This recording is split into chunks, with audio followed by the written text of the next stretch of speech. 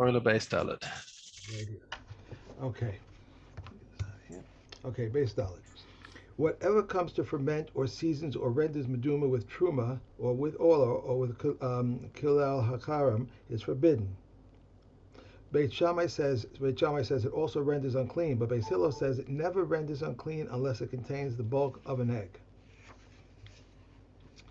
Dashte of Kafar Yitma was one of the disciples of Beit Shammai, and he said, I heard from Shammai the elder who said, it never renders unclean unless it contains the bulk of an egg. Okay, now I'm missing something here. Okay. Now concerning what they did say, I'm sorry, now concerning what did they say that whatever causes ferment or flavors or which renders meduma the ruling is stringent? In the case of like kinds, stringently and leniently if they are of different kinds, how so? If leaven of wheat fell into dough of wheat, and it suffices to leaven it, then whether it is outweighed by 100 to 1 or is not outweighed by 100 to 1, it is forbidden. If it is not outweighed by 100 to 1, then whether it suffices to cause fermentation or it does not suffice to cause fermentation, it's forbidden. Right. So we see that in the case of min b'mino, when you have wheat sourdough inside a wheat dough, the min b'mino we're machmir whether it's if it's in either of two circumstances, either it's enough to be machmitz, or it's less than one, or it's less than 100 against the truma. Or at least The machmitz is machmitz is something that ferments ferment. Is sourdough. So the sourdough ferments the rest of the dough. So if it's enough to ferment, then we don't look at the shiur. And if it's more than the shiur, then we don't care if it's enough to ferment. In either case, it's going to usher the rest of the okay. it's going to usher the rest of the dough. Okay. Now, conversely, Mishna Zion, lahakel ulhachmir min b'she'eno mino. How is it straight? How do you see a leniency and a stringency in if they're different types? Ketzad kegon grisin shenis bashlu im adashim. Let's say you've got grisin is barley that were cooked with lentils. Okay, and the grisin, let's say, are truma. And it's ground. No, ground beans. Sorry, it's beans. It says crushed beans here. Right, crushed beans that were cooked with lentils. Yesh v'hem benosin tan, and it imparts a flavor. The Ben crushed, sheyesh, the crushed huh? beans. The crushed beans. The beans are that's the part that's got the isser. So let's say they're truma, right? So if they impart a flavor to the lentils, especially אם יש בהם בנושאים טעם, בין שיש בהם לעלות באחד ומאה, בין שאין בהם לעלות באחד ומאה, even if they are outweighed more than 100 by the beans, the fact that they've imparted a flavor makes it aser. אין בהם בנושאים טעם, however, if there's no nosin time in there, if they don't give any taste, בין שיש בהם לעלות באחד ומאה, בין שאין בהם לעלות באחד ומאה, מותר. Then we don't care about the shear if it's just a very weak flavor. Now, how do we know if we've got a flavor? Well, you come and ask a coin to come and taste it. Now, can you taste the beans in here? And if the coin says no, you can't taste any beans in here, then a non-coin's allowed to eat it. Now here, remember we spoke about in kashrus where the Shulchan Aruch said that you can do this with Isser and Heter as well. That if you want to know, is there taste of meat in this milk? Is there taste of chazer in this tavshil? And the Mechaber almost alone says that you can ask a Jew, a non-Jew, to taste it and tell you. But the reason why nobody else likes to do that is because we just don't trust the non-Jew to tell the truth.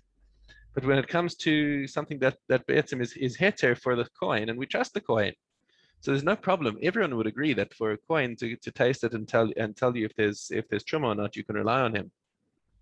Mm-hmm. And there's no conflict. Well, I mean, there's a conflict of interest in the other direction. That if he might say, oh yeah, I want to have this truma for myself, then he would say it's aser. So if he says it's mutar, then for sure, you know that you can rely on him because he's saying it against his own interests. Okay. Mishna Ches, seor shel chulin shenafel asochi isa. So if you've got some sourdough, the chulin sourdough that fell into another dough, okay, v'yesh bo kedei lechametz, and there's enough in the sourdough to make the to make the dough chametz, to make the dough rise. Okay, well, everything's fine so far. Everything's been chulin in the story. Okay, v'achar kach nafal seor shel truma, and now before it actually does make it rise, a piece of truma sourdough falls into this mixture, or seor shel kilaya kerim, or some other kind of isser. If it's could be sour that was made from wheat that was kilaya kerim, which makes it totally aser b'hana.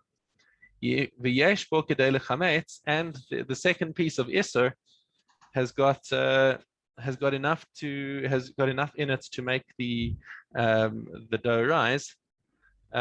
Then we say aser, because this is a even though you've already got enough heter sourdough inside there to make it rise, the fact that there's iser sourdough in here now that's also making it rise makes the whole batch aser. So you can't say it's batel. We say, okay, we didn't need it. Okay, so you didn't need it, but it's there, and it's enough to make a difference. Therefore, the whole thing is aser. Similar case, but slightly different in Mishna Tes. Seor shel chulin shenafal lesoch isa v'chimtza. This, it's exactly the same as before, where the heter sourdough fell into the dough and already fermented it. So now it's already starting to rise. But achar kach nafal seor shel truma, and now falls in the iser, or seor shel kilaya kerim. So the same piece of sourdough that's enough to cause it to ferment falls in. Says the Tanna Kama, still aser. Even though the dough had already started to rise, the fact is that you have a shear of iser inside here that's enough to cause it to rise, and therefore you cannot say it's batel, even though it wasn't needed. And Lamasa, it really wasn't needed. It wasn't even used to make it rise. Nonetheless, say it's aser. Rabbi Shimon dissents. Says Matzir. The first sentence in both cases, the first sentence is saying that the coolant that's in there, it's enough to leaven it. But the second one says it leavened it already. It actually did leaven it. That's the only difference between the two cases. So the difference over here in the second case, because the Tanna Kama says the same thing in both cases. It doesn't matter whether it already leavened it or if it didn't leaven it already. The fact is that you've got enough iser in there to leaven it, and therefore it's aser. Where Rabbi Shimon says, no, second case, I disagree, because it's already had the effect of leavening from a heter source. There's the second piece did nothing to it. And therefore Rabbi Shimon is matir in this case. Okay. Yeah. There actually are opinions in the Mefarshim say that Rabbi Shimon is also dissenting on the first Mishnah, but that's nobody says anything. Doesn't say anything there. In the footnotes, not in the footnotes, in Kahati's commentary on the last section of the Mishnah, where it says Rabbi Shimon is matir, it brings that there are two different opinions on whether Rabbi Shimon is disagreeing also on Mishnah Ches or not. This thing is called ta'am lishva. Ta'am lishva. It's an improving flavor, an advantage of the dough. The last right, very good. So that's actually another point that I forgot to mention over here, is that Rabbi Shimon says this is not an improvement to the dough. Yeah, you've just added something sour into the dough that hasn't helped it at all, and therefore it's a negative taste that you've added into it, and it doesn't help. So therefore he's matir. Okay. Okay. Fine. Chala Daled Gimel. 2 calves and a calf of rice or a calf of truma is between. These do not combine. A thing from which its challah has been separated lies in between. They combine since it has already become liable to challah. If a new chav and an old chav bit one another, meaning they're touching in the oven, correct? Yes, right. Yishmael says, "Let him." No, like when they say, they're not just like touching; they've actually, like when you buy challahs off the rack in the bakery, and you pull them apart, they actually like break apart. That's where they've bitten into each other. Right. Rabbi Ishmael says, "Let him take from the middle," but the Chachamim forbid. If one takes challah from a chav, Rabbi Akiva says it is challah, but the Chachamim say it is not challah. If there were two calves and challah was taken from each separately, and afterwards joined them into one piece of dough, Rabbi Akiva exempts, but the Chachamim declare it liable. Thus, its stringency turns into a leniency. Okay. Masters, hey. If one buys a field of vegetables in Syria before the tithing season has arrived, he's liable. But if after the tithing season has arrived, he's exempt, and he may continue to gather in his usual manner. Reb Yehuda says he may even hire laborers to gather. Reb Shimon Gamliel says, when does this apply? If he bought the land, but if he did not buy the land then, if before the tithing season he is exempt, Rabbi says, according to calculation. If one made wine from grape residue and put in certain measure of water and he found the same measure, he's exempt. Reb Yehuda declares him liable. If he found more than the measure, he must separate it from elsewhere in proportion. Because that means that some more juice has come out of those grape skins and added to the shear. Ant holes which stayed a whole night near a pile which was liable are liable since it is evident that they dragged away the whole night from produce whose work has been completed. That does not sound appetizing. Yes, indeed. Kilayim. Okay. In Dalet Zayin. If one plants one row on his and one row in his neighbor's, and a private road or a public road is in the middle, or a fence lower than 10 handbreadths, they combine. Higher than 10 handbreadths, 10 tefachim, they do not combine. Rabbi Yehuda says if one intertwines them above, they combine. If one plants two rows, and if they are not eight amas between them, he may not bring seeds there. If there were three, if they are not 16 amas between one row and another, he may not bring seeds there. Reb Eliezer ben Yaakov says in the case of Chanina ben Chanina, Chaninai, I guess if the middle Chanina one, bin Chachina, yeah. Even if the middle one was laid waste, and there were not 16 amas between one row and another, he may not bring seeds there. Though if he had planted them from the first, it would be permitted with 8 amas. There's a big difference. 16 amas is a big space. Yeah, that's the space that we say that Beis Hillel say is permitted to sow inside if you have a hollow in the middle of a vineyard. Because it's a big space there. All right. If one plants his vineyard 16 amas apart, he may bring seeds there. Rabbi Yehuda says it happened on Talmon that a man planted his vineyard 16 amas apart and turned the tips of the branches of 2 rows to one side and sowed the plowed ground. And the following year he turned the tips of the branches to the other side and sowed the fallow ground. And the matter came before the Chachamim, and they permitted it. Reb Meir and Reb Shimon say if one plants his vineyard 8 amas apart, it is also permitted.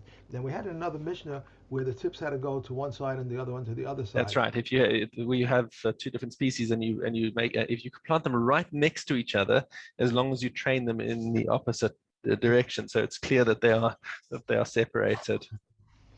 Yeah. Okay. Taurus. Yeah, we're now into what's it? Sorry. Para. We're in Para. That's right. Para Aleph Beis.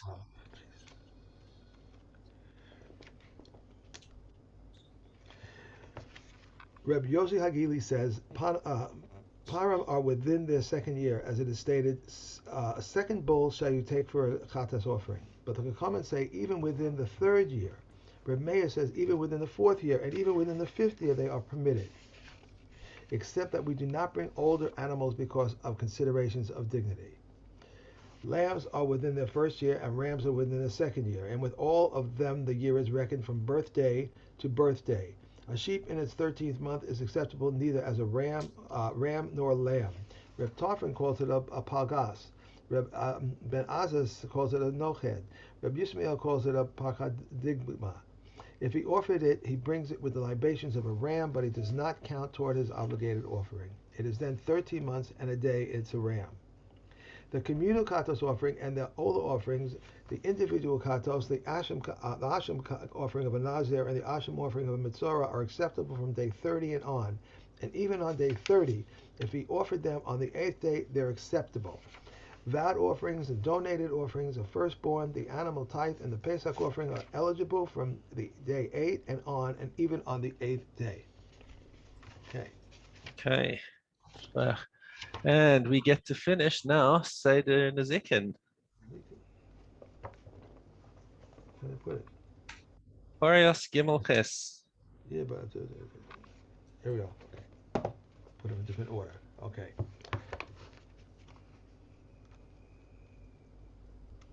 Okay. A Kohen takes precedence over a Levi, and a Levi takes precedence over a Yisrael. A Yisrael takes precedence over a Mamzer takes precedence over a Nissanite takes precedence over a convert, and a convert takes precedence over a freed slave. Carry on. There's more than that. You haven't finished the Mishnah. I turned 2 pages? Yes. When is that? When is this? When they are all equal. But if the mamzer is a Torah scholar and the Kohen Gadol is ignorant, the mamzer who is a Torah scholar takes precedence over the Kohen Gadol who is ignorant, which is an amazing. Hadranalach, Maseches Horios, Hadranalach, Seder Nezikin. It's a major statement, I think. Yay. You know, I think it's a major statement that the Gadol he's ignorant, but the mamzer gets it. Okay. Is indeed. Okay, Zvachim. 1, 2, 3. Okay. I lost my page. Here we go. All sacrifices which have been slaughtered for a designation other than their own are valid, but they are not credited to the owner as fulfillment of this obligation except for the Pesach and Chatas offerings. The Pesach offerings in its proper time and the Chatas offering at all times. The Eliezer says also the Asham offering, the Pesach offering in its proper time, and the Chatos and the Asham offering at all times. Said Reb Eliezer, the Chatas offering comes to atone for sin, and the Asham comes to atone for a sin. Just as the Chatos offering is disqualified if it is intended for a designation other than its own, so too the Asham offering is disqualified if it is intended for a designation other than his own. Right. So once again, we'll see this theme several times, where whenever the Chachamim try to draw a distinction between a Chatas and an Asham, Rabbi Eliezer says, nope, the Chatas and the Asham dinim are exactly the same, except for the fact that a Chatas is a female and an Asham is a male. That's the only difference as far as Rabbi Eliezer is concerned. Yossi ben Chana says sacrifices slaughtered for the Pesach designation or the Chatas designation are invalid. Shimon, the brother of Azariah, says if they were slaughtered for a designation higher than their own, they are valid. For a designation lower than their own, they are invalid. How so? Most holy offerings which are slaughtered for an offering of lesser holiness designation are invalid. Offerings of lesser holiness which are slaughtered for a most holy offering designations are valid. The Bakor and the Misa offerings, which were slaughtered for the Shlomin designation, are valid, and Shlomin offerings, which are slaughtered for the Bakor or for the Misa designation, are invalid. Okay, but the halacha doesn't follow either Rabbi Yossi ben Choni and not Shimon Achi Azariah. Okay, that's it. We're just doing two because we did one from. Okay. And now into Kesubos. Okay. Yud Aleph.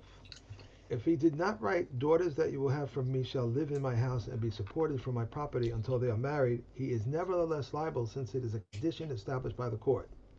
If he did not write, you shall live in my house and be supported from my property all the days of duration of your widowhood in my house, he is nevertheless liable, since it is a condition established by the court.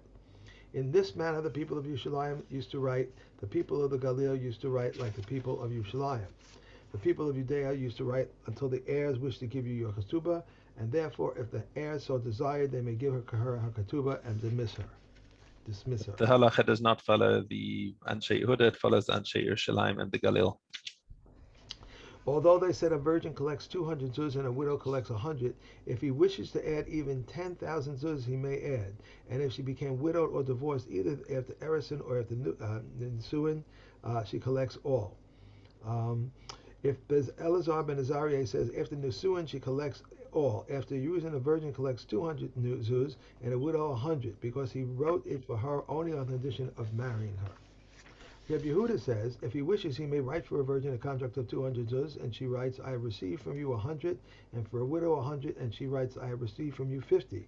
The mayor In other says, words, she's denigrating her own rights because they did a little private deal so that they could technically get through the minhag that he has to give her 200, but she's a bit of a nebuch case or whatever, and he's only taking her on condition that she waives half of her kasuba. Reb Meir says, anyone who undertakes to give a virgin less than 200 or a widow less than 100, their intimacy is an illicit intimacy. And this actually, the Kahati Paskins halacha like Rabbi Meir here.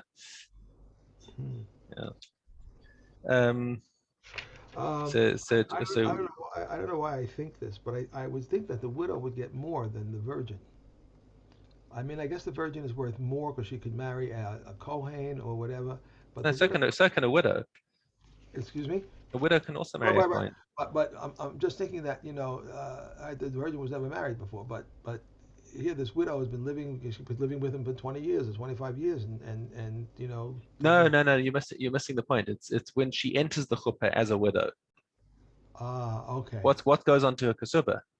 All So right. a woman who's never been married before is much more valuable property. She's never been with any other man, so therefore she gets 200. Whereas somebody who's been married before is gets a smaller kasuba. So the interesting point there, I just wanted to draw back on that is the fact that there's a difference according to the Tanakh here about what happens if she's widowed or divorced. Okay, whether it's so it says the Tanakh whether it's from Erisin or Nisuin, she gets the whole kasuba. Right. Okay. And Rabbi Elazar ben Azariah comes and says he disagrees. He's a Nisuin Gilvasa call. Mhm. Only if she actually moved in with him does she get the whole amount. Okay, the Tosefis, we're talking about this. So if a guy decides that he wants to add more than 200 zuz, he wants to make 10,000 zuz as part of the kasuba, and then before they get to the chuppah, he divorces her. He says she can only claim the 200. She can't claim the extra because the whole idea was that he wanted to marry her, not that he wanted just to um, just he hasn't had any benefit of living with her if it's just been an sin. So why did he add all this to Cephas? It was obviously only so that she would move in with her with him, and if they had a fight beforehand and he decided to divorce her earlier, or if he died. Uh-huh. If he died beforehand, and his Yorshim and she wants to claim from the Yorshim that he offered me 10,000 zuz as my kasuba, and the Yorshim can say no. That was only I'll deny that you were going to actually marry him. Okay, But once he writes it, well, no, that's right. Once he marries her. and the halacha does follow Rabbi Elazar ben Azariah over here.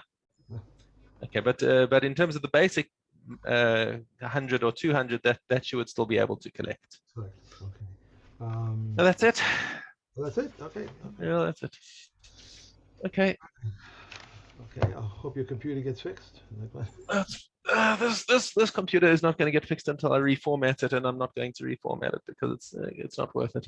Just doing that. I remember one time having to do that, and I had a table